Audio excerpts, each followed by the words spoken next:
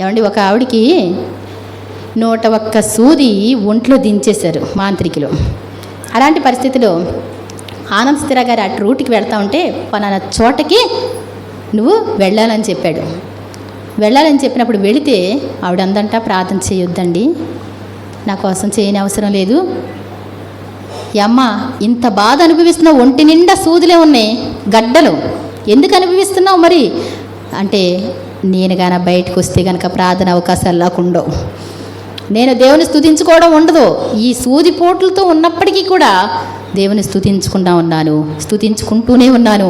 ఇలాగే చనిపోతే దేవుని రాజ్యం వెళ్ళిపోతాను, నాకు మనుషుల్లో తిరగాలని ఏమీ కోరిక లేదు. గుర్తుపెట్టుకోండి, దేవుని కోసం కష్టమైన శ్రమైన మనం ఏం చేయాలంట, ఏం చేసుకోవాలి, అదే ఇష్టపడాలి.